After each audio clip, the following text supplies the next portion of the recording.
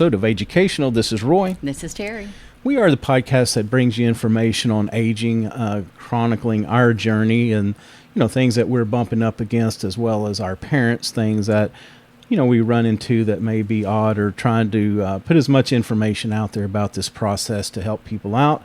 And every now and then we do have guests on from time to time, and professionals in their fields, authors, all kinds of people that can speak to different topics around aging. And today's no different. Terry, I'm going to let you introduce Richard.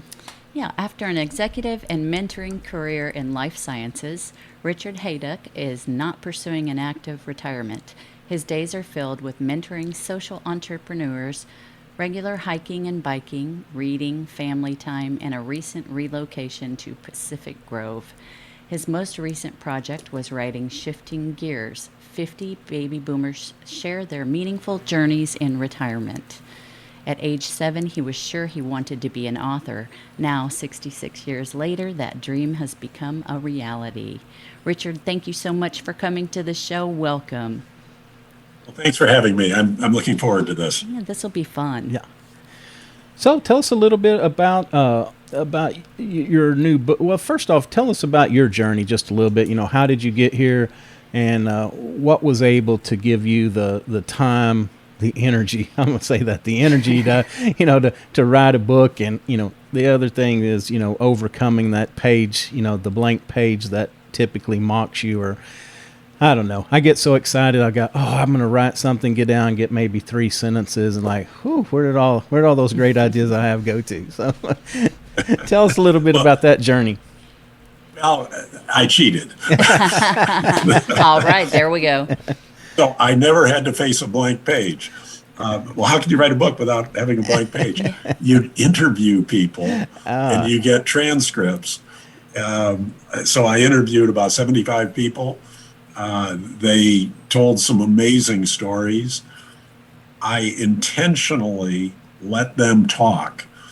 I didn't lead the witness. I'd ask questions like, oh, really? Oh, tell me more. Oh, why is that? And so they went on and on and on. And at the end of the interviews, I had 800 pages of transcripts. Wow. So I never faced a blank page. Well, what I faced was too many pages that I had to now cut down to what are the really great stories. But backing up, yes, I did cheat on this, but it still was a lot of work. I never had that kind of writer's block experience, but I had a lot of other challenges along the way. But some of my friends had told me some stories about what they were doing and things people I'd known for quite a long time. And I said, I didn't know you were doing that. That's really cool. One of my buddies had been in the Senior Olympics and had won medals had been too modest to tell me about it. Wow. But once he opened up on the story, it was an amazing story. And this guy was into fitness, and he was in several different events, and it was just a fascinating story. Over the next couple of weeks after that, I heard a couple of other friends tell me something interesting they had done. I, at one point, had this kind of eureka moment of saying, these stories are terrific. They need to be told. And I'm in the ideal position to do that. I had recently retired. I had the time to do it. I had the interest to do it. And the question was there enough material out there to do it with? Yeah. And that turned out to be the easiest part of all. Having plenty of material was really easy. Yeah, and I mean, really, the older generation, that they give you the best lessons, and they have the best stories and recall, and it just is so meaningful to sit and listen and just hear about their childhoods and their professional life. And so many times people talk about their grandparents, and it's like sometimes they don't talk about really what they did as a profession all the time. We just recently had a guest who was talking about the modern grandparent, and she talked a lot about that as well. So I can imagine so many of these. I wouldn't have been able to narrow it down. That must have been a really hard, just a challenging thing to narrow it down to all of the stories, because I'm sure you learned so much from all of them. Yeah, it was. I hired an experienced professional editor to work side by side with me, and she was like my conscience on a lot of these things. Yeah. She'd Oh, say, yeah. she, I'd do a transcript, I'd edit it down into a story, and we'd call, and she'd say, "I don't get it. What's the point of Hey. this story?" And I'd say, "Well, wait, what do you mean you don't get it? I looked the guy in the eye, and he said this and this and this." And she says, "I didn't look him in the eye. I just read the words on the page. Yeah. I don't get it." Yeah. So I had a conscience with her. I had my own desire to not duplicate. So some of the stories overlapped with each other, and I just said, I can't have multiple stories telling the same learning experience. Yeah. Well, that may be a harder challenge than the blank page because now you've actually heard this, you've interacted. It's like, wow, which piece of this do I have to cut off, or whose are we going to take? So that probably makes it a much more difficult decision. After you've looked someone in the eye Yeah. Yeah. and they've shared some deep experience, it's emotional, they're Yeah. connected to it, they engaged me in that conversation. And as you just said, saying, okay, that's not going to be in the book. Right. Right. Oh, my gosh. So, did most of the people that you interviewed were, I mean, did you kind of start with that, friends and family, the close circle, and then go out, or was there a method to who you actually talked to? It started with people that I knew, and then almost like traditional networking. At the end of each interview, I would say, "Who else should I talk to?" Okay. And pretty soon, I just had a heavy flow of candidates to interview, Yeah. and so that turned out to be a pretty easy process. Okay. And then in the tail end of it, I started identifying some things that I was missing, and I went out and sought those out. Okay. I wanted someone who had a good experience in independent living. And I found this 102-year-old lady Oh, wow. living independently and feisty and fun loving and active and does all sorts of different things. But I picked a geography that I didn't have yet, which was Memphis. And then I just identified independent living centers and I contacted them and I said, I'm about to write a book about this. Do you have someone in your facility that you think would be fun to interview? Oh, cool. And so that one I sought out. Yeah. And I had a few others where I had a method to finding the person. And I think it's I think it's great that you've done this, and we always encourage people that, man, this is a good time. If you've got your health, of course, if you're not healthy, then it's a challenge at any age. But this is such a good time. The kids are grown and on their own, doing their thing. We're in a little lull because we're starting to accumulate grandkids, so that's that will be some time away. But the freedom, I guess the confidence and the experience in life is that we'll brave just about anything. That sounds adventuresome. I don't think we're not parachuters or bungee jumpers No. yet, but No thanks. I still No plane jumping. I just feel like this is such an awesome time, for me anyway, to be this age, and there's so much available, so much that we want to do and get out there. So it's encouraging. The book hopefully will encourage others that it's not a time just to stop life, but really it's a time to begin life, a different life. Yeah, exactly. And a lot of the stories are educational in an inspirational kind of way, Yeah. where you say, wow, if that person could do that, think of what I could do. Yeah. Donna was someone I interviewed, a complete stranger. I'd never met her before.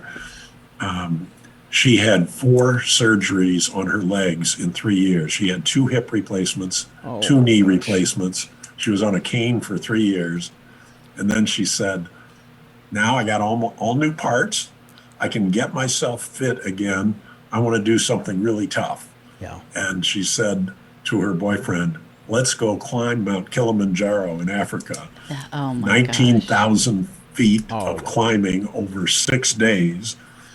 And her girlfriends and her buddies are saying, Donna, you're crazy. You couldn't have done that when you were 20 years old. Right. And she said, you don't understand.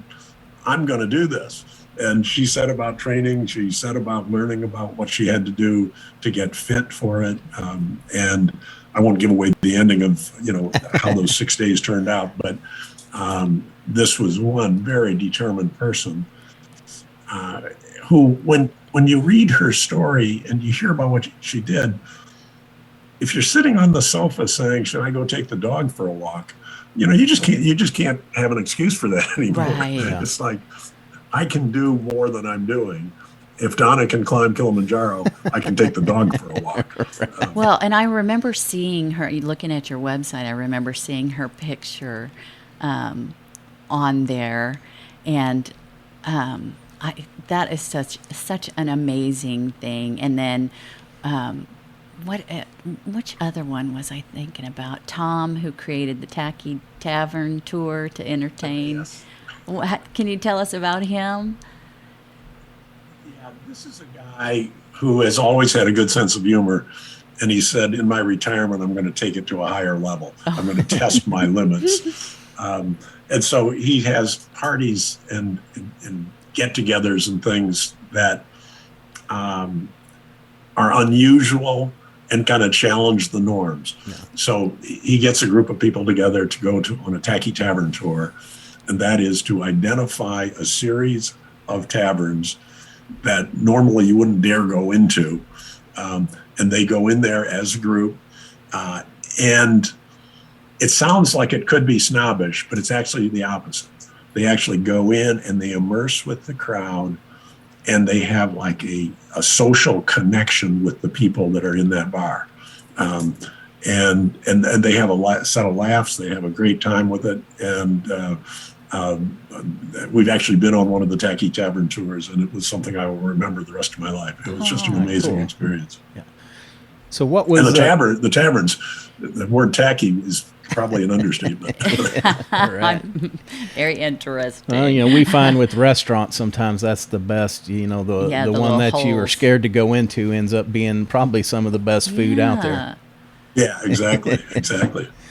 So which one of these stories was your biggest surprise from, and I know that they're all awesome or they wouldn't have been included, but, which one is the one you sat down and started interviewing and then said, this is going to be, an average story that just turned out to be incredible? Oh, boy, it's putting him on the hot seat. A couple of them really stand out to me. One couple decided they'd had a good life. Life had been good to them. They were pretty well off financially, and they felt they wanted to do something to give back in their retirement. Not give back financially, but give back with their time. Yeah. They decided to volunteer to teach anger management in a maximum security prison. Wow. Oh, my goodness. And it's like, wait a minute. And they said, we're going into this knowing that most of the days we go in there are going to be a failure. We're going into this knowing that most people wouldn't want to do this kind of volunteering because they end up being shouted at. They ended up, having confrontations, and they go back. They've been going back every week, almost every week, for 17 years. Wow. So when someone shouts at them, they say, well, I understand that you don't agree with what I've said. Let's both think about it, and we'll be back next week. And the person kind of says, wait a minute, I just screamed at you and you're coming back next week. And they go through this cycle, and they said their success rate is low. It's terribly low. Right. But when they have a success, they've changed a life. Sure. And I thought about doing that for 17 years. They retired early. Yeah. And the wife in the couple, they would often separate in the prison, go to different parts of the prison. She'd go into, different places where she was alone. And there was a guard maybe up on the fence looking down. And I said, weren't you terrified? And she said, no, I really wasn't. I was there. I had a reason for being there. None of the volunteers in the prison had ever been harmed. There'd never been a problem. Yeah. And she said, sometimes when I'd look up to see if the guard was still up there, if the guard wasn't there, I'd feel a little twitchy. Yeah. But she said, I knew I was there for a reason, and I was going to try to accomplish it. And is that So what that was a really special story to me. I couldn't imagine failing that often with a sincere effort. Right. And that was a big part of it for them. They said, Yeah. as giving back, I don't want to give back something easy. I want to give back something that'll be really tough for me. Wow. I picked a good one. 'Cause something I'm sure very challenging? and they, you know, and to keep going back for 17 years, Oh that's my a, gosh. that's a huge commitment. And did they in their professional life, did they have anything to do with anchor management in any particular way, or did they just? They both adopted kind of Buddhist meditation principles. Okay. And that was an important part of the calmness of their life. They could deal with difficulty personally very well. Bruce is a terrific softball player, and he's still playing softball. He's almost 80 years old, still playing in a softball league. They went to a national championship, and he said, the joy of the softball and the challenge of the prison experience kind of balance each other out. I love playing softball, and every time I go out, it's a good day. The prison experience, most days are not good, but then I go out and play softball the next day. So they've really figured it out, and they've been very thoughtful about it. And she's very active in doing some things with young kids in a preschool. Yeah. And again, that's positive almost all of the time. So they've got this kind of life balance that they've consciously figured out. Oh, cool. So were all of the interviewees in the U.S.? I had one that was most were in the U.S., pretty well geographically distributed around the U.S. Okay. I had one in the U.K. Who was referred to me, and a really interesting guy. Steve had a career, actually worked for IBM. He'd done analytical stuff all of his life. A lot of data analysis kind of stuff, very quantitative stuff. And he got very good at it. And then he said, but I never got to use my right brain. I never got the creative side. I was always in these kind of analytical things, and I have all these spreadsheets, and I do all this stuff. I'm going to do a right brain retirement. I'm going to turn on that other side of my brain and see if it works. See if it's atrophied during this time when I'm doing all left brain stuff, or if there's anything left of it. And so with the help of his wife, who had some skills in those areas, he started doing some painting. He then posted it on Facebook to see if anybody liked what he was doing. And of course, he got a lot of positives, whether those were real or just people being nice, who knows. Yeah. But it turned the switch on for him. He says, oh, they love what I'm doing. They love what I'm doing. So then he had an opportunity to paint a sign for an art studio in exchange for them letting him do a show there. And so his first show, he sold about 20 paintings and drawings, and he made about $1,500. Wow. And he said, I never imagined I was making money at this. Yeah. He says, and I never imagined people would like what I was doing. Yeah. So Steve went on to actually start singing solo in Greece, kind of a karaoke bar. And he said, again, that's right brain stuff. Right. For sure. So he really transformed himself. Yeah. Well, you might. The other point I want to make, it's easy to gravitate towards the inspiring stories. But everybody in the book is not inspiring. Some of the people are going through a rough patch. They're going through a patch of uncertainty or difficulty. There's two kind of late life divorces in the book. And how did they deal with that? How did they come back from that? There's some incomplete stories in the book where we took a snapshot in time, the interview occurred. They told me where they were at, and in a couple of cases, says, I don't know what I'm going to do next.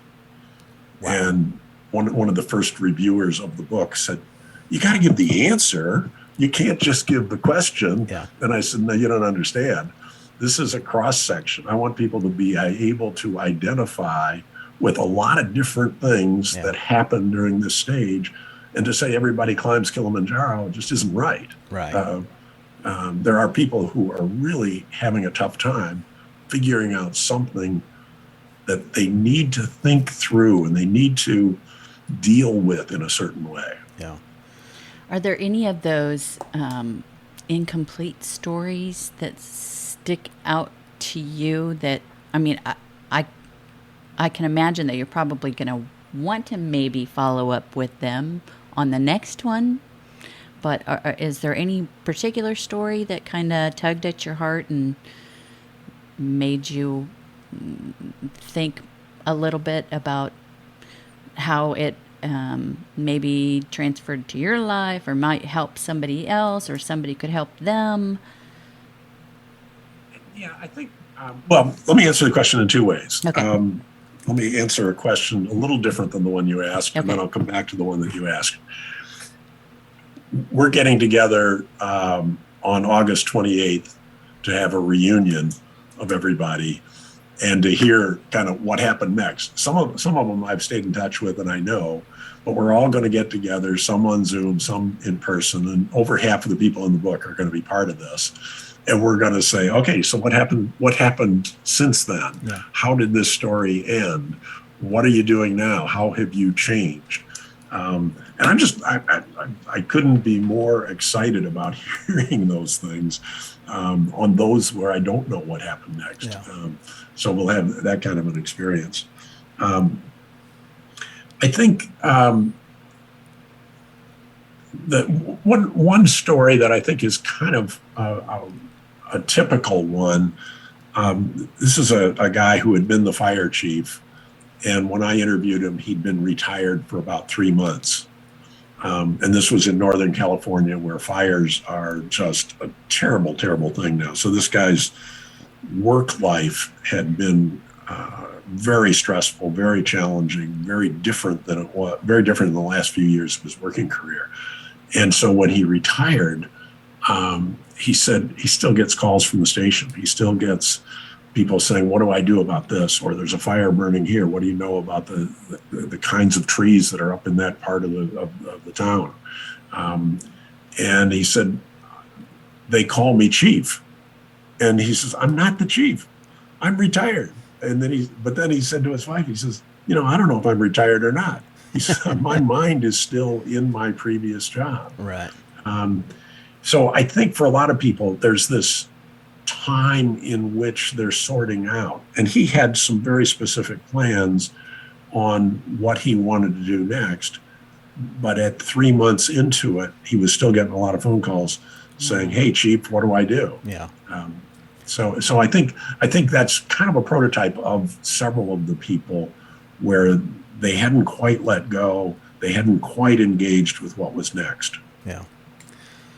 Now, you may have answered this with the gentleman that went from left brain to right brain, but one thing I was going to ask was, what was the biggest flip from, their career or early life to maybe what they were pursuing in retirement? One of the guys I interviewed had been an international diplomat. Oh, well. And he worked mostly in developing countries. He worked in Singapore. He worked in a lot of places in Africa. And at age 50, he was offered an early retirement from the diplomatic corps.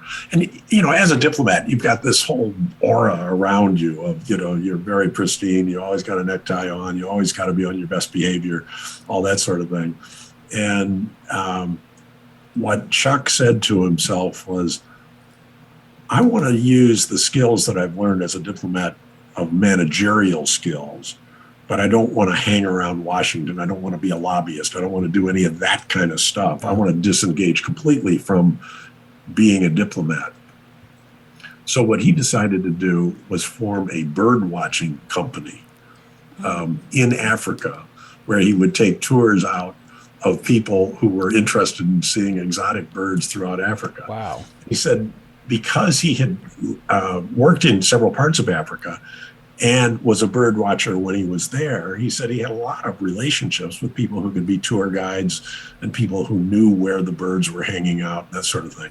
And he said, I wanted to reinvent myself totally. And being the CEO of a bird watching company seemed quite a bit different from being a diplomat for the US. Right. Oh my Exactly. gosh, that's awesome.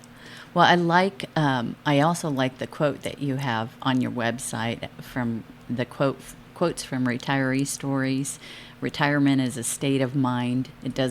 It means I don't have to do anything, but I can if I want, right?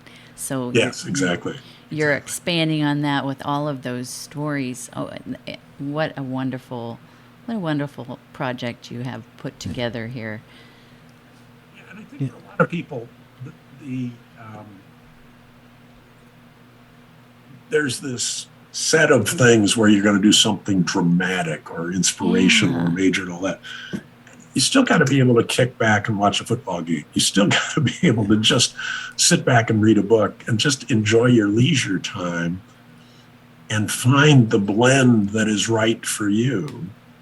And that might be doing a lot of those kinds of things because you've earned it. You can do what you choose. Right. And I tried my very best to make sure there was a balance in the book between people of varying levels of intensity in this next stage. One of my very close friends said to me, you know what? Some of these stories are boring. And I said, what do you mean? He says, they're boring. He says, I just don't connect to them. I said, well, then turn the page. Go to the next one. And he says, you're right. The next page, there's always another great story. Right. But some of them just I don't connect with. And my point wasn't to say I'm going to please all the people all the time. My point was to say, here's a cross section of people doing different things. And you as a reader will connect. If you don't connect with any of them, you're brain dead. I mean, Right. I'm convinced of that. Right. If you read all these stories and say none of them apply to anything I care about, then I feel sorry for you. Yeah. But nobody is going to read all the stories and say I connect with all of them, or I even like all of them. Yeah. The 102-year-old lady living in independent living, I think, is an amazing story, but for some people, it's not at all. You know, it's like, well, that's what she does. And was she the oldest person that you spoke with? Yes, she was. Okay, Yes. that's what I was going to ask you. And then Yeah, who so was the youngest? between the youngest and the oldest, there's a factor of two. So there's a couple of 50-year-olds in the book Okay. who chose to do something that they referred to as retirement. It might still be very active, but it wasn't paid employment in their normal way. Okay. One guy had a very good career in the high-tech business in Silicon Valley and decided it was time to make more social impact. And so he resigned from his technology job and started mentoring social entrepreneurs around the world. The neatest part of his story, he has daughters who are kind of college-age daughters. And he said, the conversations with my daughters now are completely different. They say, Dad, what you're doing now matters. You're taking care of my generation by doing something to help the world instead of going to work at some company that's making a profit, and he says, well, no, you got to have that too. You got to have companies making a profit. You got to have an ability to make a living, all that sort of thing. But yes, I do feel differently about my career, my working career, and my social enterprise kind of activities that I'm doing now. Yeah. Yeah, I bet that makes a huge difference with his relationship with his daughters because that age, I mean, my daughters as well, it's like they really want to make a social impact. They don't quite know how to do that and then make a living as well. So the fact that he was able to do that and show his daughters that it can Yes. be done is an amazing feat. So what about the difference in, you said there was kind of a mix between not every story is in a happy place right this moment, but what about the mix between making that decision to retire, step away, maybe being forced out, and being able to do the things that you want to do versus being able or being forced into doing things that you need to do for survival? Did they fall out in any of those categories? Yeah. I think you touched on earlier in one of your other questions, two kind of preconditions here. I'd call it health and wealth. Yeah. You don't need to be enormously fit, but if you've got major health problems, it changes the range of choices that you have. Right. Some of the people in the book have had some health problems and adapted to them. The same thing with wealth. I use the word wealth. There's kind of a minimum amount. It's not even a very large amount where you get by. You're not worried about food on the table. You're not worried about making the rent payment. But it doesn't need to be much more than that. Right. But if you've got enough wealth and enough health, then your choices are so dramatically different. Right. And the health one is kind of the card you're dealt. I mean, if you've tried to keep yourself fit, that obviously helps. But a lot of people who have kept themselves fit, still had health problems. Yeah. The wealth problem is hard to come back from. It's hard to retire at a certain age and be broke and say, well, I'll do something that will get me back on my financial feet. Right. Those choices are just really limited. Yeah. Yeah, and that's something we talk a lot about here is the not outliving our health, and that's something that we're trying to make some changes because, you can, or not outlive your health, but outlive your wellness, and just doesn't make for a very easy or fun, enjoyable time. And sometimes we don't have a choice, once we get there, but that's why we encourage people that, if we can start that conversation, make those better decisions earlier in life, it will make our later life much more enjoyable and maybe allow us to make these choices, because I know there's some people that are confined to either homes or institutions that they can't, they couldn't go out and walk down the street, much less go climb a mountain. Right. Yeah. Actually, a couple of the people I interviewed had a to-do list that had two columns. The to-do list of what can I do now when I'm fit and healthy? Right. And then what are the things that would still be fun to do, but I can do them, when my knees have given out a little bit and I'm not feeling so good, or Right. even if I'm in a wheelchair, you can do certain things, and they're the ones that require them to be healthy. They're doing them now. Yeah. Yeah, and I had a great great grandmother, somebody that was really really old when I was young, and that was probably the better advice that she gave me then, because she her body had given out. She was confined to a rocking chair most of the time, but she's like, you really need to learn to enjoy reading, because when you get to a point when you can't do anything else, it really gives you something to keep your mind younger and clearer, and helps you to take those journeys and be in those places, which was good advice. I'm not a good reader. It puts me to sleep. I can read about 3 pages and conk out. I know one night Terry was Roy, if you read Shifting Gears, make sure you pick the stories that you like. 'Cause don't pick one of those boring ones. You'll be asleep in no time. He'll be tagging them.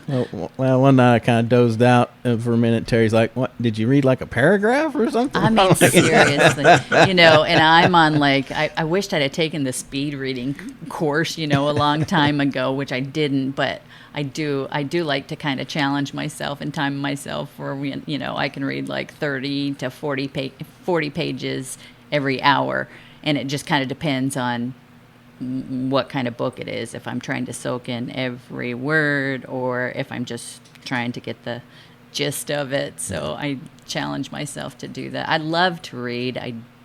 It's just something that I don't do as often as I'd like to anymore. Yeah, yeah. So, we encourage people to document, and there's so many great ways to do that now.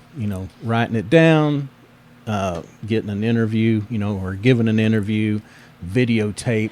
But I think that's probably a byproduct of this, is that all of the people that you got to interview, even the ones that may not have been included, they've all got some documented evidence of their advice, of their life, that they can pass down, to their kids and grandkids.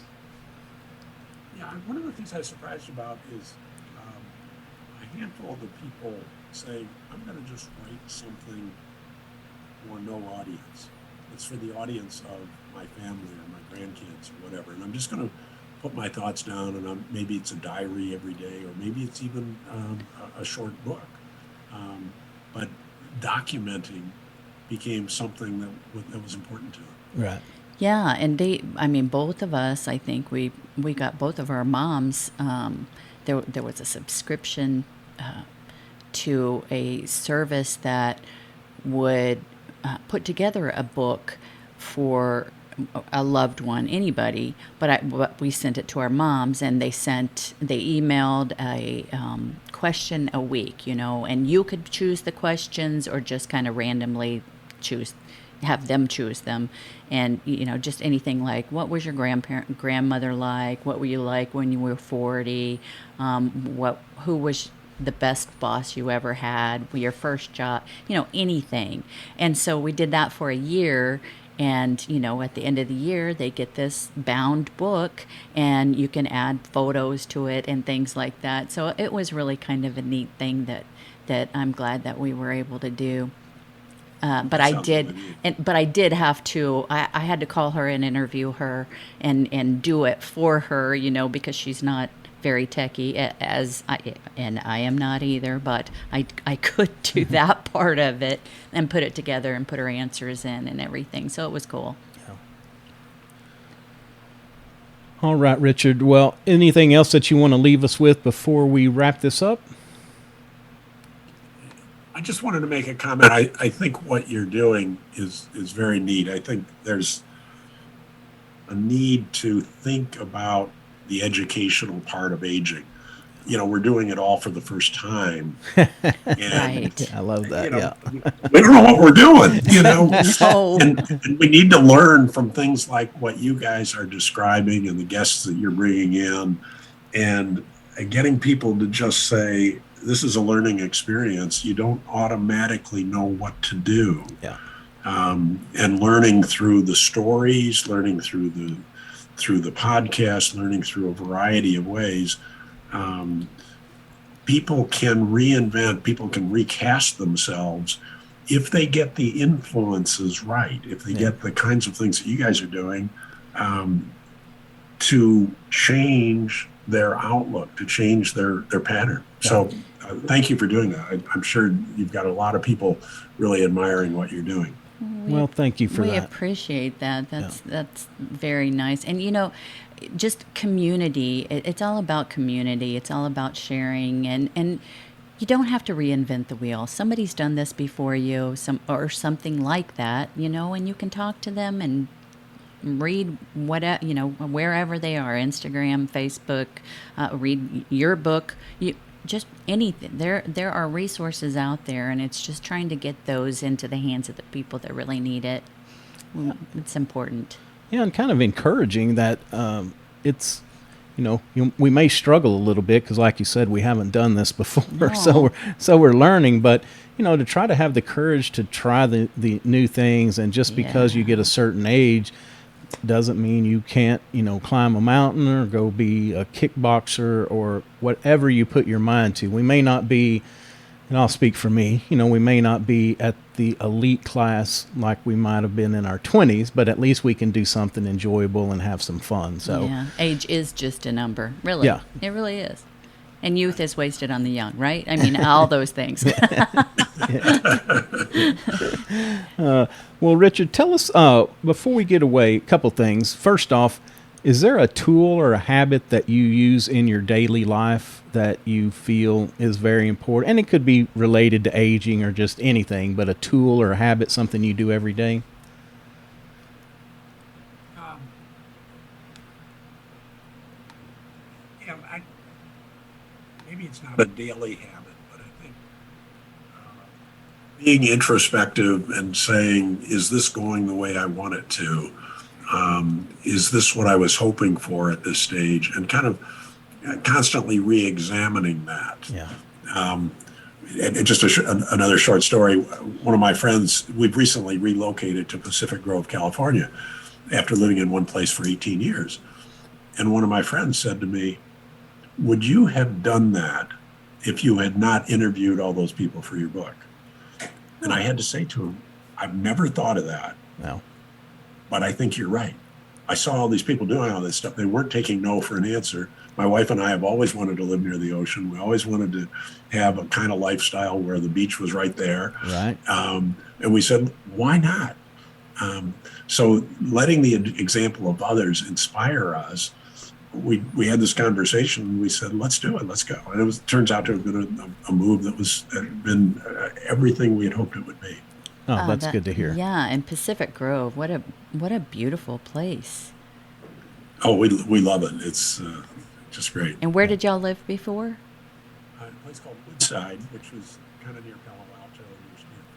Oh, okay. That's right. Up in the redwood forest. Yeah. Oh, another beautiful place. It was a beautiful place. We lived in an isolated way. We were in a redwood forest. We couldn't see a single neighbor.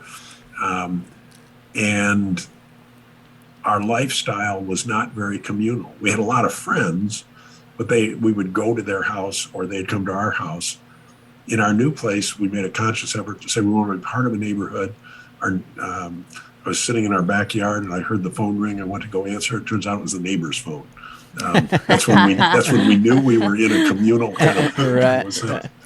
Yeah, and a couple ideas, and I'm gonna try to get some support from Terry here because the beach is one thing we've thought about, and we would like to do that eventually. Yes. But the other thing I'm thinking about is the van. They call it the van life. You trick out a little Airstream or van, and you just mobile, just like nomads. Pitch your tent wherever you are that night, and I think that would be. I think that would be so cool. But I haven't got her on board with that yet. If there were a time limit on it, I might think about doing it for a couple of months. But yeah, but I need to be stationary. As long as you take me to a beach, I don't care. Yeah. I don't care. I'm just not a pioneer woman, So I can't remember where it is in the book, but go to the one of Andy, because Andy has he and his wife decided to do the RV life. Okay.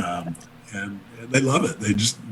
It's really changed their lives and in a positive way. That's well, cool. and we've talked to a couple of guests who have done the same thing, and they love it. They've just got their little Airstream, and they just go wherever they want to, and they do everything virtually. So yeah, it works. Yeah. All right, I'm going to get some support going here. Cards and letters. Send your cards and letters. Oh no. All right, Richard. Well, tell us again. Well, before I even ask you to tell us about the book, is there going to be the second 50? Is that kind of on the list, or the first 50 and done? Or a new 50. So there's a couple of different ways I could go on that. Right now, I'm just enjoying being out there with the book. We've just released an audio book, which adds a dimension to this as well. Yeah. And so I'm having fun with it now. I don't know what I'm going to do next. There's plenty. Because of the things that I've been doing with social media, the number of people who've shown up on my doorstep with neat stories is unbelievable. I bet. And the sequels of the stories that I've got, there's some really interesting ones too. But I just don't know if I want to put my energy into it at this point. I haven't really decided. Yeah. And I'm doing some other things that I'm enjoying very much. Working with social entrepreneurs as well. Oh, cool. And that's been really fun. So I don't know if I've got it in me to do another one. Yeah. Hey, but you climbed that hill, so kudos to Oh you my for gosh. doing that. Yes, you're an author. amazing. Holy cow. Well, it was fun. Yeah. Yeah. So tell us about shifting gears. 50 baby boomers share their meaningful journeys in retirement. Where can we find it? How can people reach out, to your website, things like that? So, so the book is Shifting Gears, 50 Baby Boomers Share Their Meaningful Journeys in Retirement. It's available on Amazon and the other major online booksellers. There's an audiobook that's available now. I have a website in which there's a lot of support materials, a lot of blogs that I've done. I've had some guest bloggers come on that, and that's richardhayduck.com. It's HAIDUCK.com. And that's turned out to be something people have really enjoyed as well. All right, cool. Well, we'll put all that information in the show notes as well. So y'all run out, pick up Shifting Gears. Sounds like a lot of great stories. We haven't. Ours is on the way, and we can't wait to read it and see what we can learn from it and make our later life in retirement much more exciting. Oh, yeah. So Can't you have wait. to make a promise to me. Okay. After you both read the chapter about the RV, tell me if anything changes. For the two of you. Okay. We'll send you separate Right. emails. Yeah, right. That'll be fun. Richard, Yeah. thank you so much. We really appreciate it. Yeah. And enjoy. I mean, we're looking forward to enjoying the book. I love hearing stories. It's I such just a do. great project. It It really is. is. Really It inspiring. was great fun. Yeah. I couldn't have had more fun Yeah. doing Yeah. it. So thank you both very All much. right. This has Yeah. been a fascinating discussion. Yeah. I've enjoyed it. Well, thank you very much. That's going to do it for another episode of Educational. Of course, I am Roy. I'm Terry. You can find us at www.ageeducational.com. We're on all the major podcast platforms, iTunes, Stitcher, Google, Spotify. If we're not on one that you listen to, reach out. I'd be glad to get that added. We're also on all the major social media networks. We probably tend to hang out on Instagram a little bit more than others. Reach out. We'd be glad to interact with you there. A video of this interview will go up on YouTube when it's published. You can reach out there, see this interview in its entirety, as well as some of the past interviews that we've had. Until next time, take care of yourself and take care of your health.